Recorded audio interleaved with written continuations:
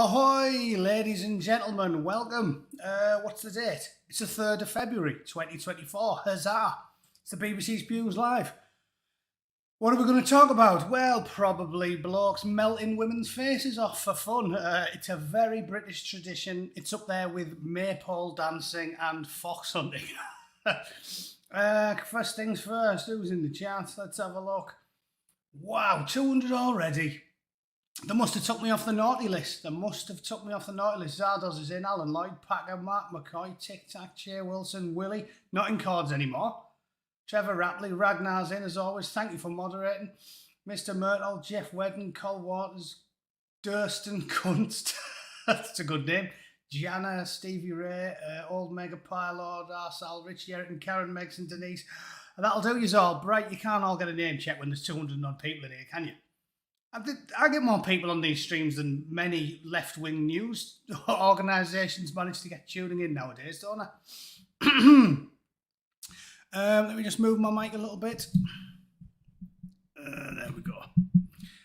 Right, let's have a look then. First things first, let's flag the BBC's website up because I haven't had the time to check the news on the account of the fact that I rolled out of bed, went to the gym, got a shower, and then by the time I had a cup of tea, it was 11 o'clock, and I went, oh yeah, I need to do a stream today. However, when you have the BBC at your disposal, you don't really need a script because the comedy writes itself. Yeah, it's easy, this job. Piece of piss. You don't need to do any preparation. You just open your desktop, press Internet Explorer or Chrome, type in BBC News, and then you get hit in the face with the comedic genius of 30 years of brilliant satirists, because the BBC website in this day and age is genuinely indecipherable from the comedy gold of yesteryear, like the brass eye I always talk about. When I was a nipper and we used to watch Brass Eye and piss ourselves laughing, it really has all come true. Like the stories you see now where not just the really, really mad shit, like, is a woman really a woman when said woman has got 8 inches on the slack and a cock like a fucking baby's arm grasping a tangerine? Yeah, definitely. What's funny about it is they always say not only is it definitely a woman, but more of a woman than a woman. And they do that with everything now. Like everything, because we're living in clown world and these people are beyond satire.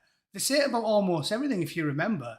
I've often talked about when the Twin Towers went down. That was sort of the start of the rut, wasn't it? Because that was when all of the left-wing media started saying, not only has it got absolutely nothing to do with the religion of many pieces, if you think about it, it's actually got more to do with Christianity. And a lot of people at the time, Christopher Hitchens is one of them, right? Because that sort of issue, especially the issue of discussing the regulars at Allen's and the big golden churches with the bell ends on top, that basically turned him from a liberal to a conservative almost. And I think that's what happened to me, because I certainly would have called myself definitely a liberal when I was 25. Probably when I was 35. It's only as I've got older and seen how pervasive and toxic and cancerous, it's like a tumour, that one particular, well, all of the religions I haven't got any time for. But again, just as all immigrants aren't created equally, because there's a great one I always get through at me on Twitter straight away. As soon as anybody says to me, the first thing they say is, when you disagree with the commies, any of them in England, and I'm commenting, and they look at my profile and it says Santa Barbara, they go, what are you commenting for? It's got nothing to do with you. Even though, fucking where to go with that?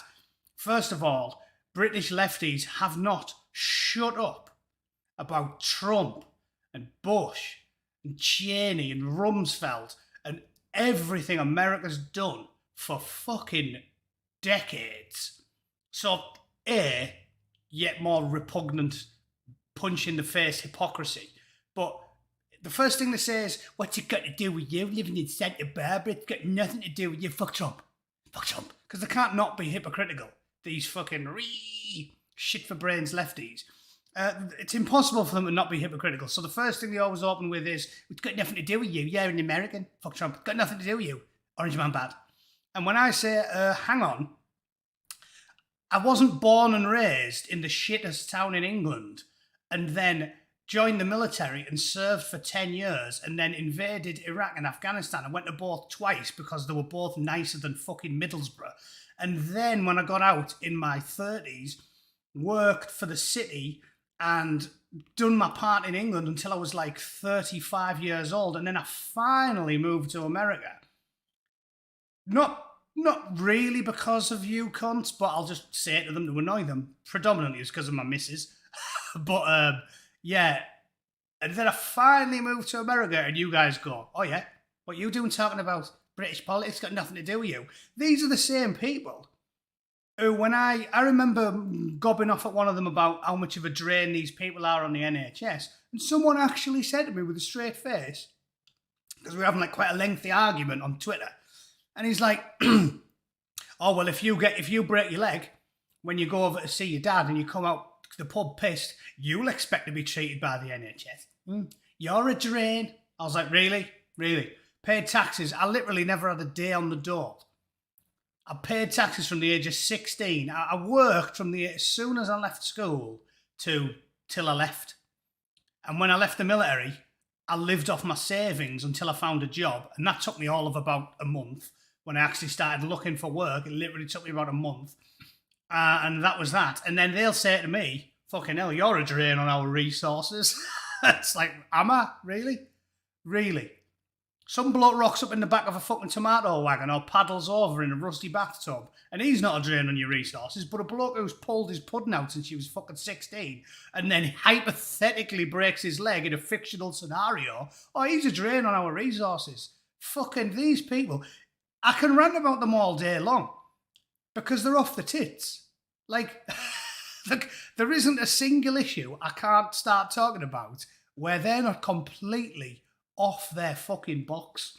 So there's one. Drain on your resources, me. Work for fucking 25 years and then emigrate. You know who's a drain on our resources? You are. Oh, okay then. That makes loads of fucking sense. Don't live in a council house, never had a day's door, but I'm a drain on your resources because you've decided in your brain maybe I might use the fucking NHS one day, despite the fact I paid into it for 25 fucking years. And then, anyway, it sent me off on a tangent. The thing they were being hypocritical about was me opining on British politics now that I live in the States, even though all they do is opine about American politics.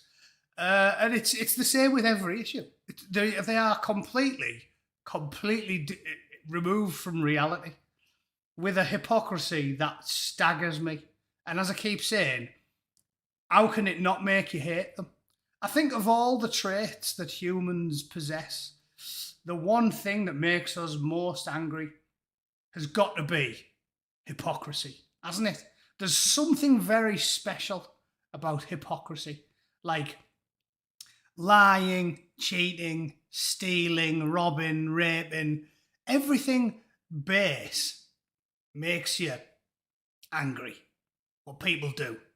But hypocrisy has a very special place in your heart, and I don't quite know exactly why.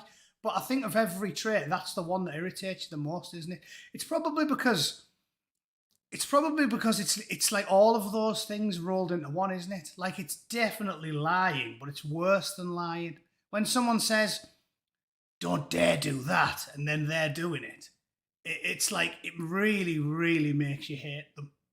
Just how can you do it? And the left just exist off hypocrisy. I mean, the classic example is almost none of them, the modern left, not the old-fashioned ones. Because I bet you, I mean, I don't even know off the top of my head, but I bet you like someone like Tony Benn or Peter Shaw or someone. I bet you they sent the kids to like the local comprehensive, whereas someone like Tony Blair definitely won't have, will he? I don't know. I've never looked into that. I'll put money that Ewan Blair didn't go to a comprehensive school.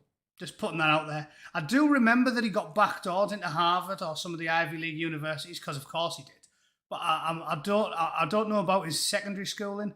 I would assume he went to a private school, because the hypocrisy of these people knows no bounds. Which I keep saying, that's why I hate them more. Like, for example, if Jacob Rees-Mogg sends his kids to private school and acts aloof and posh, it doesn't bother me that much. And I don't think it bothers most working class people, because it's like, do you expect that from him?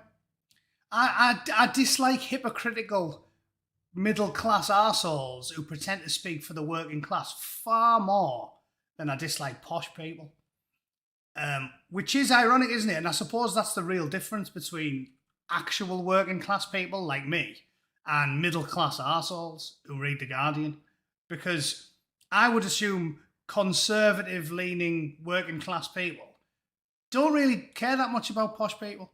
Jacob Rees-Mogg, I'm like, yeah, well, I wouldn't expect him to send his kids to private school and to public school, and he'd probably never say he would. He's the guy who proudly says, like, yeah, I'm not going to change nappies. That's what nanny's for. You know, Tony Blair's the type of bloke who goes, you should definitely change your own nappies. Of course you should. Everywhere. If you don't change your own nappies, you're not a real dad. And then you go into his fucking living room and he's got like 3 foreign au pairs changing the nappies while he's, you know, watching child pornography and pulling himself off. That's the type of shit Tony Blair would do.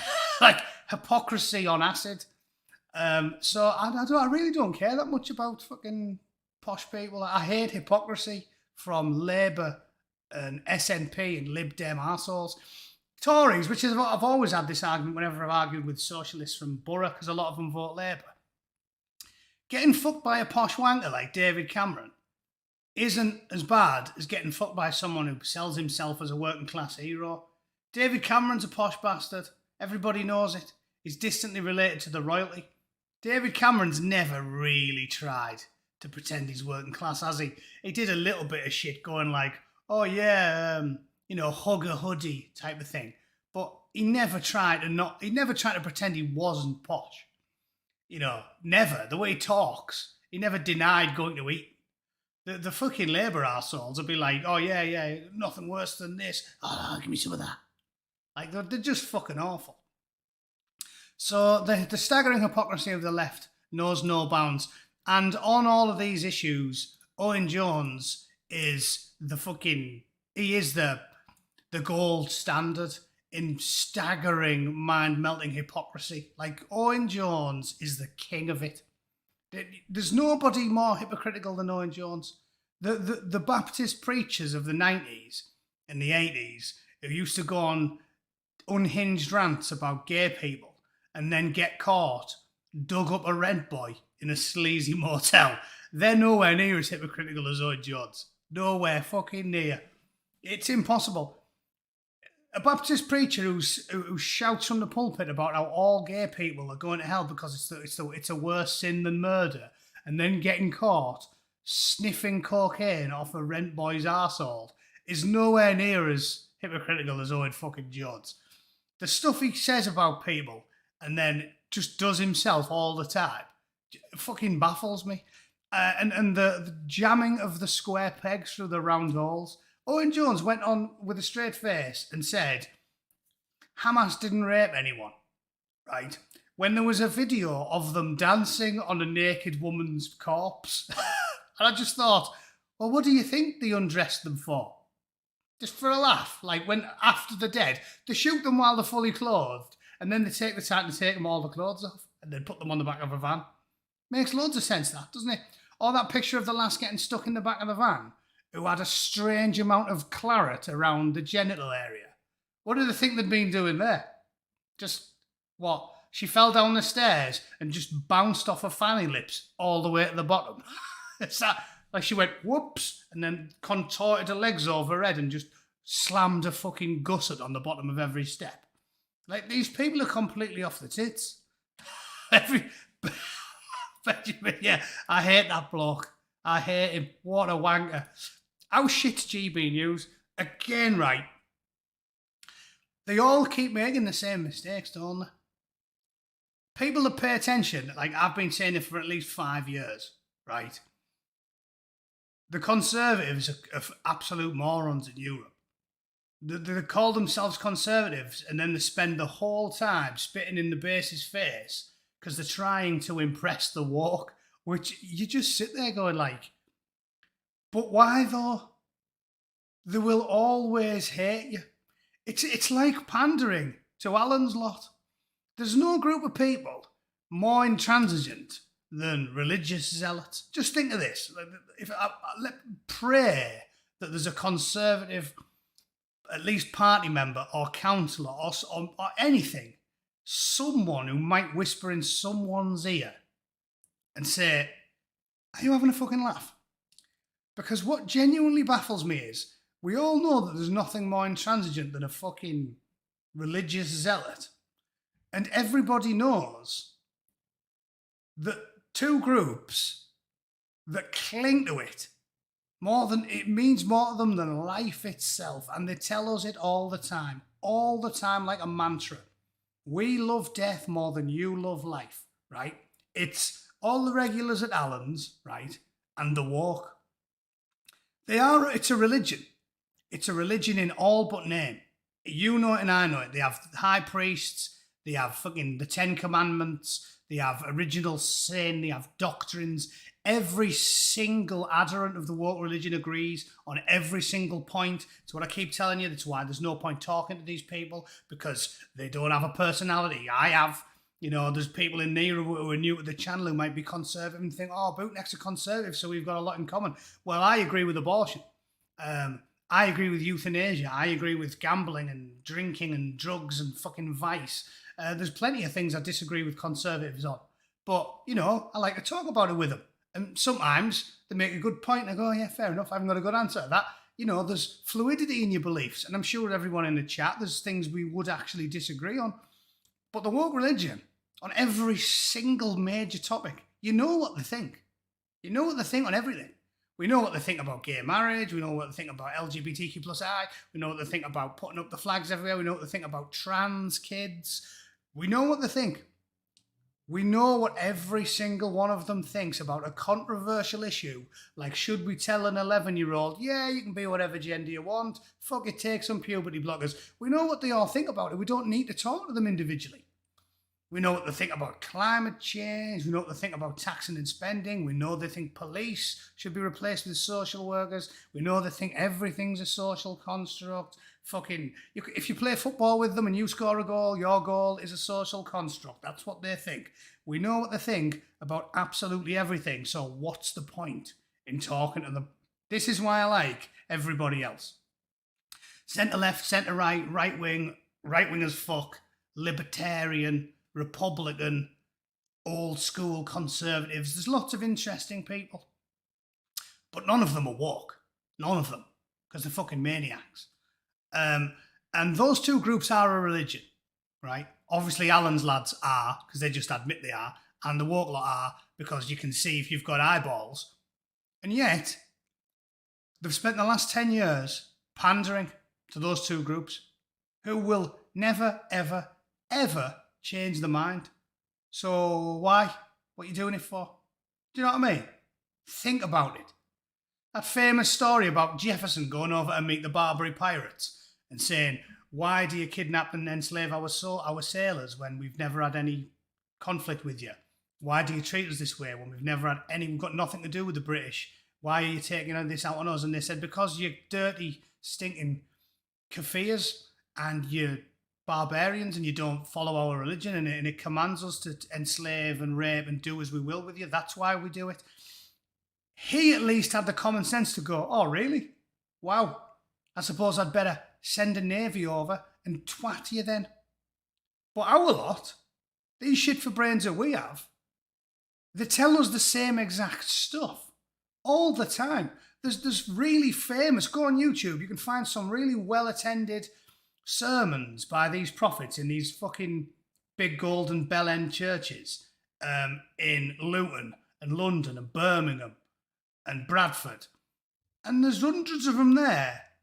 And they're saying, yeah, that's the same religion, Martin. That's one of their 10 commandments. Like I said, we know what they all think, the woke. They all agree on that. It's part of the religion. That's the Virgin Mary part of their religion. And they're talking about it, saying, every one of us, we do not like the homosexual. Are we extremists? That's what the government says, an extremist. And every one of them in the room is going, yeah, we don't like them. Every single one of them. And they think, what? The Home Secretary, some fucking politician, is going to go, yeah, you might have a 1400-year-old book, and yeah, you might think it was literally dictated to Mighty Mo over a period of like 10 years by the Archangel Gabriel, and you might think he wrote it down literally, and now there's over 2 billion adherents of your faith, and it's growing rapidly, and everybody believes it's the literal word of God with every fibre of their being, so passionately and so furiously that they are queuing up to be suicide bombers and literally end their lives just as a proclamation of their all-consuming belief in their faith. But I'm the Home Secretary, and I'm telling you, you should fucking love cock. And she thinks all the bloke with the big beards and the turbans and the fucking hooks and the eye patches and the hissing backpacks are going to go, oh, bless the Home Secretary. Oh, she tells us we should love sucking balls, so we'll all just fucking... What's this book? Fuck the 1400-year-old book. Random Home Secretary that gets changed every 8 months has just told us. Fuck the tenets of your faith. Yeah, no, that's all bollocks. That. Listen to me, the politician. I mean, think how thick they are. When I put it in a normal pub talk like that, it really drives home how completely ludicrous it is, doesn't it? And yet they think they're the clever ones. I've told you the amount of times lefties, like literally, I never say this, right? I'm never trying to get on my high horse. And I've never done like an IQ test, but I'm sure I'm at least average, right? I'm sure I'm at least average, and I like to read. And the first thing they say to me is, you're thick, you. You're thick, you. And I go, I'm thick, right? I've read the Quran, I've read parts of the Hadith, I've read the writings of numerous scholars related to your faith. I read the Al-Qaeda fucking training manual all about economic jihad when I was in Afghanistan. I learn and I read, and I'm of at least average IQ. And you're calling me thick when I tell you that religious adherents, passionate, fervent believers in a Bronze Age theology that has not just thrived in the last 1400 years, but has expanded to all four corners of the globe. When I tell you that the adherents of that ideology will not change their mind on a whim because the Home Secretary said they should, you call me thick. Think of that. Think of that. They never run out of suicide bombers, for Christ's sake. That's how passionately they believe in it. 7/7, 9/11. They never run out of them. Iraq, Afghanistan, every conflict, they're there, queuing up to blow themselves to smithereens in the name of their faith. They are passionate, fiery believers. And these daft cunts go, you're just thick, innit? Because you think some bloke rocks up from Afghanistan when he sets foot on English soil and the Home Secretary says, you know what you should do? Love the queers. They're going to go, oh yeah, I do. I fucking... Do you think that's going to happen? Like they're going to go from virulent homophobe to daisy chaining round the fucking discotheque because Amber Rudd has a word with them? Are you fucking completely mental? And that's what I'm saying. And as soon as you get into a debate with these people on Twitter, they go, oh, you're thick. Yeah, you're thick, you. Yeah. Thick. Thick, innit? You's well thick, innit? Yeah, I'm the thick one. I mean, fucking blows my mind. Blows my tiny mind. That's what they're like. As I've told you before, I like to just say, go on then. What's the capital of fucking Afghanistan? And they don't know. Like, they don't have a clue. And they always call you thick. So if when they start calling you thick, just throw like random facts at them and see who wins. Like even fucking easy ones. What's piece of piss ones? Like capital cities are really easy ones, aren't they? The geography's terrible. So you say a piece of piss one, like what's the capital city of Portugal? And they don't know it. They'll be talking about the EU or something, and you start throwing actual facts at them, like data, metrics, GDPs, immigration statistics, life expectancies, and they'll go, "Hey, you ficking it." So then you go, "Oh yeah, what's the capital of Portugal?" And they go, "Brazil." I remember listening to Peter Hitchens talking about it, and he said Tony Blair was in a train station. Because these are thick people. That's what everything they are is what they call you. So they call you a flag shagger because their profile's full of flags. And they call you thick because they are. And apparently Tony Blair got swamped by a load of Brazilian students when he was in a train station. And Peter Hitchens said to him, "Crikey, you've got a lot of them hanging around." He said, "You'll have to learn Portuguese." And Tony Blair went, "Portuguese?" Like, he didn't know that in Brazil they fucking speak Portuguese. Tony Blair, like a world leader. And then you think, so do you think he knew about the slave trade in South and Central America? Do you think he knows that there was like fucking hundreds of thousands of them went there to the point where they outnumbered the American colonies? They don't know anything. And then, but Lily Allen will go, "You know why everyone hates us? Slavery." Oh yeah, who invented slavery? Isaac Newton. I mean, they fucking haven't got a clue what they're talking about. And they call you thick, yeah. I love that. Yeah, you're thick, ain't you? Yeah, of course I am. I'm thick, says the plank. Shall we have a look at the BBC News then, instead of me just whinging about the war? Let's do it wouldn't be called the BBC Spews if we don't put any BBC on. I'll have to stop calling it the BBC Spews. So let's have a quick look. Iraq warns of disastrous consequences. Oh, get in. We're going to war again. Get in. Love a bit of war, me. Love a bit of war. It's been a while, hasn't it? Do you remember this? So here's another one. They called us thick.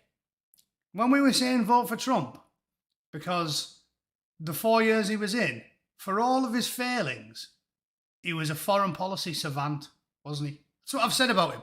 There's plenty of things I don't really like that much about Trump. Like I said, he could have pissed it if he just stopped gobbing off. Really turns off the sort of not the midwit, that's an unfair, the uninformed average voter who just, doesn't really watch or read the news. So there's a lot of things about Trump that annoy me, but one thing I did say is, when it come to foreign policy, he was a savant. You can have a go at Trump for many things that he fucked up on. The way that his administration was such a shit show, and he didn't seem to know that all of the deep state agents were working against him. That's his own fault, isn't it? He was a bit daft there.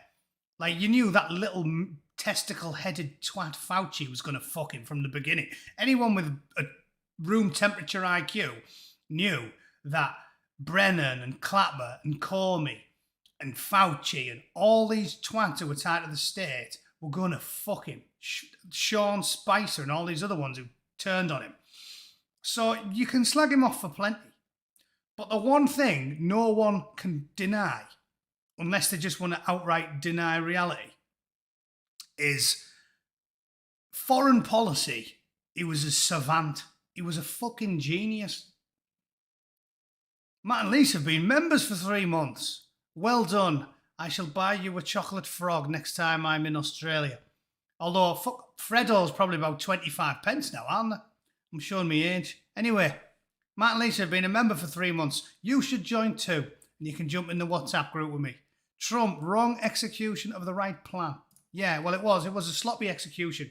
Didn't think of the deep state, the civil service, and all the activist lawyers and the judges fucking him. You need to go through them like a dose. No way. £1. Inflation's not that high, is it? Fucking 5 pence when I was a teenager. Foreign policy was a savant.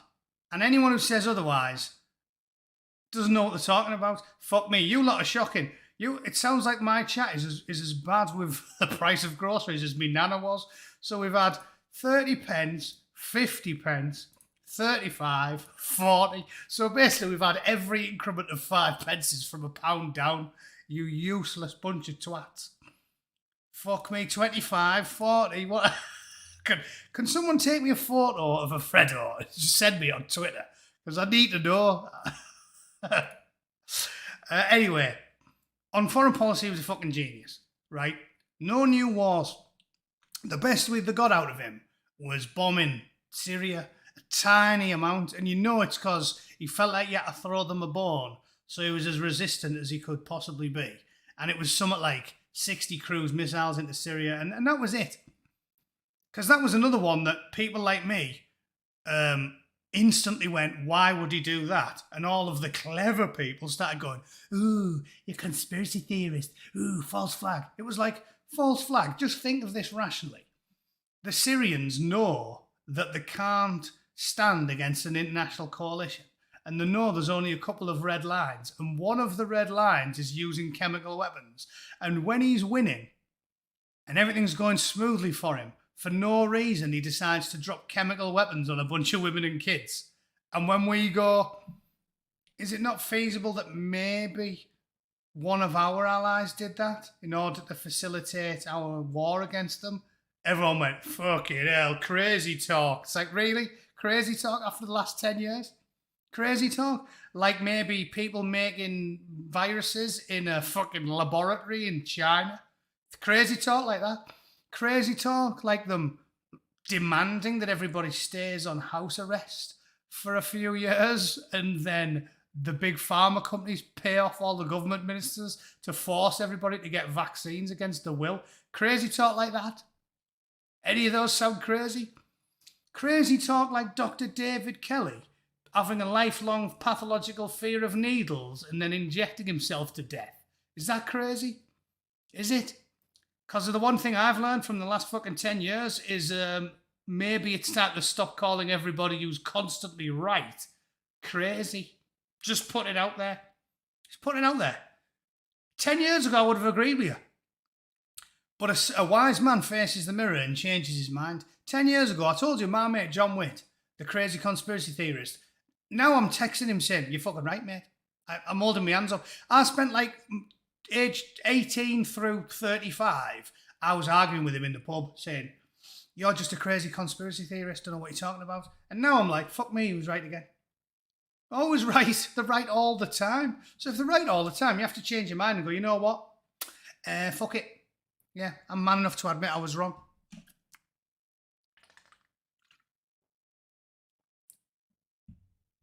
So yeah, right all the time. And as we said, no new wars. For the 4 years he was in, that their go-to line in the election run was Trump's going to cause World War III. All the time. Trump's going to cause World War III. Oh my God, he's crazy. He's just going to nuke everyone. He's going to be like, listen to me, you idiot. Blow the world up. And funny old thing, what the mainstream media and the shills and the Silicon Valley twats and everybody else was saying was the exact opposite of the truth. Because he came in for 4 years and it was the only period of time where we didn't get any new wars. And everybody said he was going to nuke the Koreans and start World War III. And he made friends with the Koreans. Everybody said he was going to kick off with the Chinese and start World War III. And he made friends with the Chinese. He should have got the Nobel Peace Prize for getting that close to getting a lasting peace in the Middle East. Moving the envoys into Jerusalem. He made headway in all of these places where the powers that be, the clever people, insisted it was an impossibility. So we had no new wars. Koreans were on side. The Chinese were on side. The Iranians had shut the fuck up. Peace in the Middle East. The Israelis and the Palestinians were fucking daisy chaining around the Christmas tree. It literally went as well as it could possibly have went on foreign policy. So you can slag him off all you like. But now look what we've got. Disastrous consequences. Yay! Joe Biden, a man of peace. Yeah. Fucking brilliant. And as I said, I don't care. I've had a good life. I'm in my 40s now. I could check out now and not be miserable about it. I've squeezed a lot of living into my 40 years on this earth and I've fucking loved every minute of it. So I don't care if I fucking check out tomorrow. If the bombs rain down, I will cackle as they fall with a fucking lob on. I'll be tent pegging my shorts all the way until the end comes, because that's just the type of crazy guy I am. Some of the best men I ever met never made it out of the 20s, so I'm not going to cry about the worst happening now. But those of you that do want to live would be well to think, if you've got kids and grandkids you care about, ask yourself a simple question before the presidential election. Should you vote for the bloke who managed to go 4 years without starting more new wars? Or should you vote for the bloke who said there was definitely going to be World War III under the other guy, took over, and now the whole world's fucked? What's the technical term for it? Fucked. Fucked. It's kicking off everywhere. Yemen, Somalia, it's kicking off in Sudan, fucking Iraq, Afghanistan's totally gone to shit. We've got US servicemen getting killed out in the region again. Fucked. And the Koreans are kicking off again and slinging missiles over Japan, and the Chinese are pissed off again and they're going to twat the Taiwanese, and everyone's going, oh, if you vote for Trump, World War III. Really? Really? It's fucking mad time to be alive, innit? It's a mad time to be alive. Five Rough Sniper side, cheers, mate. Trump 2024 dreams do come true. It will be perfect if he wins. The big reason I want him to win is because it's like a story. It's like a classic sports movie, you know, rise, rise, rise, fall, rise. If he somehow pulls it off, I don't think he will, because I think they'll just cheat again. But if he somehow pulls it off, it'll be like the best sports movie ever. But it's possible. If they don't just cheat constantly, it's possible. Because, like, anyone who was on the fence has got to be going for Trump now. Just look at the results. Everything they accuse him of is what they're going to do. They've done it with everything. They've done it with democracy. Look at them. They keep going on about democracy. Sure, I'll see if that's on the BBC. Let me have a look. See if there's anything where I just type in USA democracy. There we go, look. Amazing. Let's watch this. Let's watch this. I've just fucking... BBC, let's have a listen. The US election is in November, and President Biden has this warning. Donald Trump's campaign is obsessed with the past, not the future. He's willing to sacrifice our democracy, put himself in power. Donald Trump is favourite to be the Republican. Now, I like this one because, first of all, it's another arrow in the quiver of Bootneck's law, isn't it? If there's a question asked by the BBC, the answer is always no. Is Donald Trump a threat to US democracy? No. No. Job done. But remember, these fucking maniacs, the answer is always no. But the main thing they do is they accuse you of what they're doing. So they said he was going to start World War III, and now we're as close to World War III as we've ever been, right? They said he couldn't get immigration under control, and they've let 10 million people in. They said he's a rapist, but there's much more credible evidence that the likes of Bill Clinton or now Joe Biden are sexual fucking deviants, and now they're saying he's a threat to democracy. And they're the ones who say with a straight face, what we're going to do to protect democracy is we're going to stop you from being allowed to vote for the person you want to vote for. What are you doing that for? Protect democracy. I mean, you couldn't fucking make it up, could you? It's like I said, I always use fast food analogies because they're very easy to get your head around. It's like Colonel Sanders going, right, I'm going to expand the restaurant franchise. I'm doing another 500 fucking restaurants in China. What are you doing that for? Protect chickens. What are you doing that for, Colonel Sanders? Why are you ramping up production by a factor of fucking 500? Because I fucking really can't stand the thought of poor chickens not getting protected. Like, how the fuck is it protecting democracy when you tell 10 million Americans in a state, you know that bloke you really, really want to vote for? You're not allowed. Why aren't I allowed? Well, because I'm protecting your democracy. It's fucking amazing. It's like the women's rights, the woke women's rights activists on the left, the ones who hate the TERFs. They're like, oh yeah, I'm a women's rights activist. So what I'm going to do is, I'm going to advocate we import 50,000 unvetted men from countries where they treat women worse than rats. Like I said, the comedy writes itself because they are like that on every single subject. Just throw some at me in the chat. Everything they believe in, everything that matters. Climate change. What I'm going to do is, I'm going to appoint John Kerry, the climate czar, and we're going to make him get on a private jet every single day and fly thousands of miles every day in a private jet. Why? Protecting the environment. All right. What we're going to do is we're going to fucking send India aid money, and then India are going to reverse bin trucks into the end of a pier and just tip 500,000 tons of shit into the oceans every year. What we're doing that for? Protect the fish. It's fucking everything. So we're protecting peace and security by bombing the shit out of everyone. We're protecting democracy by not letting you vote for the people you want to vote for, right? And we're protecting your health by locking you in your house for 2 years, closing all the gym, but sending you coupons for fucking Burger King. All right. Yeah, the women's rights activists are doing it. We want to keep women safe. How are we going to keep the women safe? We're going to import 50,000 blokes from countries where the pecking order is like, do you remember on Borat where he does the pecking order? That's what the woke Guardian, BBC, CNN, MSNBC types, that's what they'll say. They'll be like, oh, we care about women. I want to protect the women. Oh, here's one of our new recruits. We've just imported 50,000 men from third world countries because we're going to protect the women. Let's interview one of them. What do you think about women? In my country, a woman is society is built like this: is a man, a horse, a dog, a rat, a woman. And that's what they're doing to protect women. Yeah, protecting them so they get bummed till their eyes fucking bleed above a kebab shop in Luton. Fucking brilliant. Really doing a sterling job of protecting the women. Yeah, and when I really want to protect my testicles, I like to get them out, slap them on the kitchen table, and then bash them wafer thin with a fucking lump hammer. That's what I do when I want to protect my genitals. Protect women and girls. FGM. Yeah.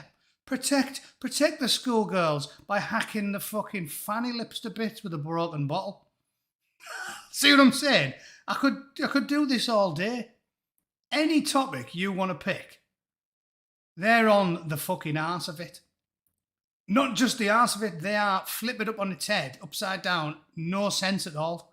Totally nonsensical. So, fucking crazy. You know what I will address? Who was it in the chat there who said, fuck Trump because he advocated the... Yeah, there we are, Stevie Alden. Now, I'll address that because, as I've said, don't agree with him on everything. What I'll say about that is, blokes over the age of about 50 are basically normies. And I don't feel like it's the end of the world when a 50-year-old bloke from a generation where to them jabs was like TB. I mean, is there anyone in this chat who was against the TB jab? Because I wasn't. Because it was created after decades of work and we all had it.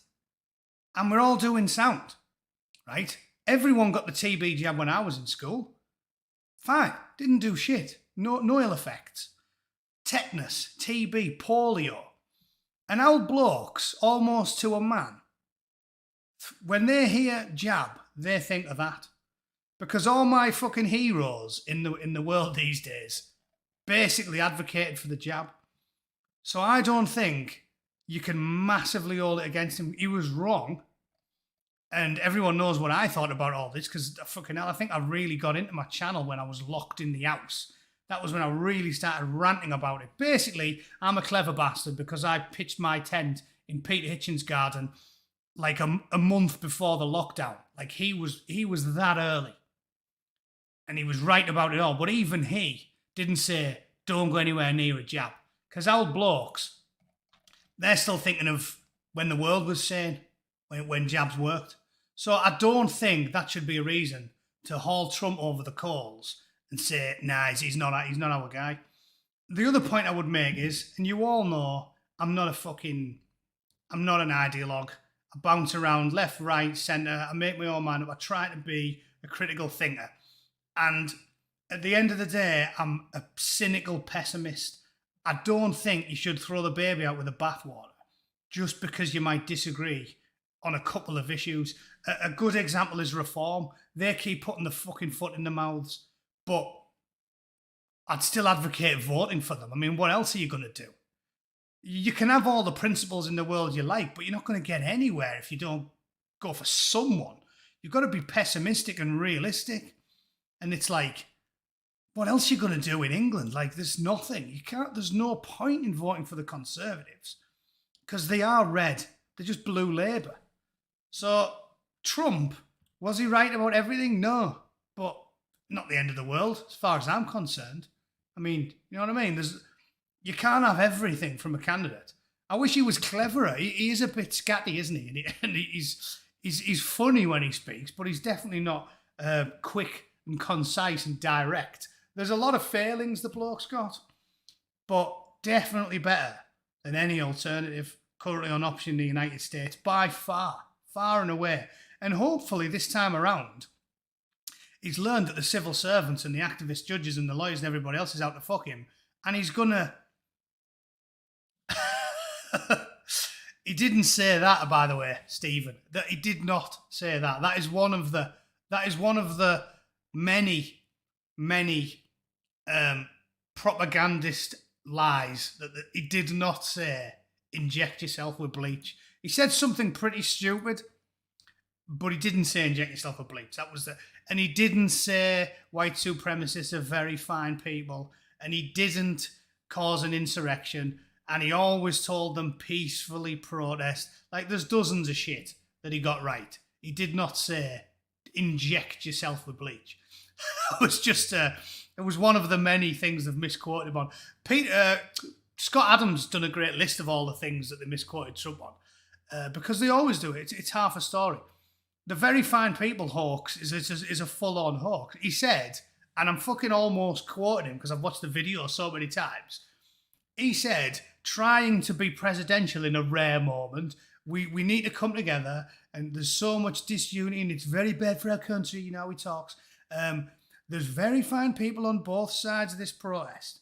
And I'm not talking about, he specifically said, and I'm not talking about the white supremacists, and I'm not talking about the far left, the extremists, but there's very fine people on both sides. And then the media for 6 months said, oh yeah, Donald Trump said white supremacists are very fine people. Like, they just outright lie. So yeah, that's bollocks. But point I'm getting at is, yeah, I'm a cynic, but I'm a realist. And I think at this point, you can't really hold it against old blokes like Trump or David Starkey or Peter Hitchens, because it's a vastly different thing. They're literally, we're talking about actual vaccines that were tested for decades and administered for decades, and the efficacy was proven. Polio fucking basically went the way of the dodo, making a glorious comeback now because the walker running the world, but it did work, and I think that's what they were thinking of. But yeah, hopefully he's learned his lesson, and if somehow he can come back and win, he can actually go through the civil service like a dose of salt. I just don't see it because I don't think they've taken any real measures to stop them fucking cheating again. So yeah, there's that. But right, anyway, yeah, is he a threat? No, he isn't. Vote for him if you're in America. We'll call it there because I need a pint of water and I'm out of tea. So yeah, we'll call it there. As always, thank you for tuning in. You can have that 50 minutes. You can have that for now, you twats. Thank you for viewing and sharing in the last couple of weeks. I haven't had a warning for 3 months. So now the big red warning sign on my account's disappeared. And my numbers seem to have slightly crept up. So yes, I'm still getting fingered by Neil. And I'm pretty certain I should have 10 times the amount of subscribers that I do. But I'm too busy with work to start totally from scratch and make a new channel like my good pal Paz did. Because it does seem to have done him the world of fucking good. Black Pigeon is another one that I used to watch. And now if I want to go and listen to him, I have to physically go and find his channel and click on it because they don't show you his shit anymore. Once you're on the YouTube naughty list, they do fuck you. And I know they're doing it. But while I'm working full time and I'm doing plenty of shit in my spare time, I really can't be bothered to start from scratch. Maybe one of these days I will. In the meantime, thank you for persevering and sharing and liking my stuff when you take the time to do it. It does help me out and I appreciate all of the support, especially from I think I'm up to about 60 members now, which is very flattering. So thanks for all of your continued support, ladies and gents. Keep tuning in and I'll keep churning them out. All right? See you very soon. Have a good weekend. Cheers.